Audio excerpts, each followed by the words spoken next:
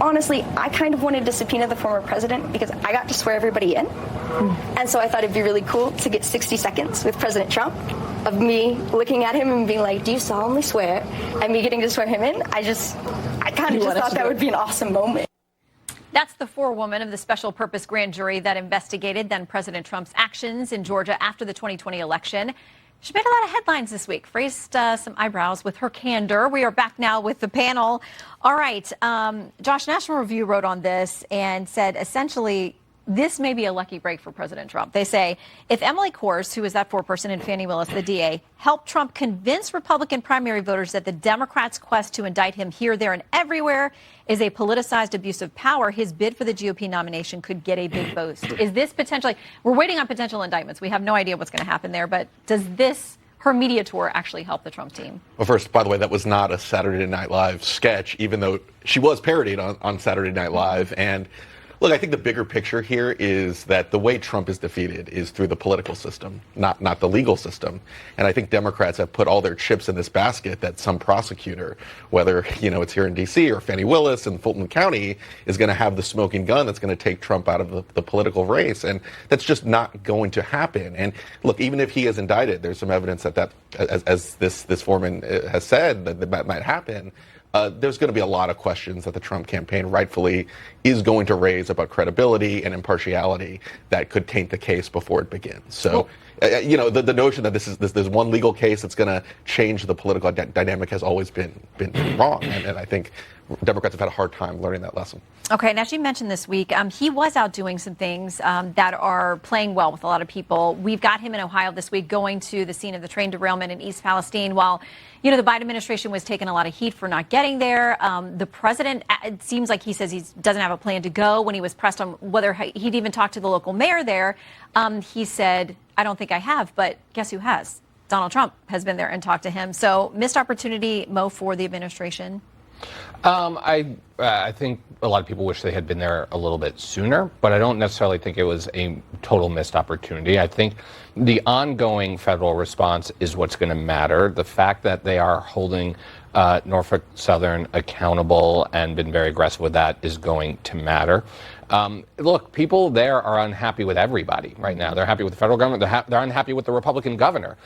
People want to see more reaction. I don't think Donald Trump going to hand out water and cleaning supplies is really going to turn people one way or another. It actually reminds me very much of his response to the hurricane in Puerto Rico when he was president. He went and he tossed out water bottles and paper towels. And you know what? All these years later, Puerto Rico is still dealing with the ramifications of that. So it was a political stunt. But I think the administration knows that it can't allow itself to be seen as absent. And so ramping up that response, showing themselves on the ground more. When Trump shows up, making the point that, this happened in part because of the deregulations that he put in place as president, but focusing on the cleanup as quickly as possible. Okay, but the NTSB seems to suggest that's not the case. With the overheated axle, it wasn't an issue of the brakes and that kind of regulatory issue. So but they that still debate did continues. roll back regulations at a time when people are feeling like maybe there ought to be more. So there's a political fight to be had. I think the administration is right to focus more on the cleanup and getting people back on track. Secretary Buttigieg got there after President Trump did. Here's what he said. What I tried to do was balance two things. My desire to be involved and engaged and on the ground, which is how I am generally wired to act, and my desire to follow the norm of transportation secretaries, allowing NTSB to really lead the initial stages of the public-facing work. I'll do some thinking about whether I got that balance right. Jeff, a lot of people are questioning whether he got that balance right. It was bad. It was a bad moment for the administration. Trump was handing out water. He's the first one there. And Buttigieg is handing out apologies.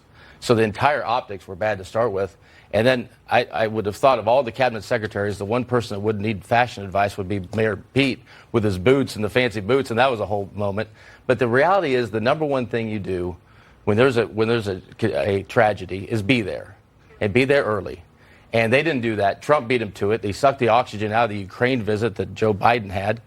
And so it just was a win for the Trump campaign and a bad look for the Biden administration. And the White House will say they had federal crews and assets there on the ground the day after the wreck. The big names weren't there. I don't think the president will go, but to have a cabinet secretary, that was later for them. But there have been assets there on the ground, to be fair. Okay, so let's talk about Congresswoman Marjorie Taylor Greene and this national divorce idea.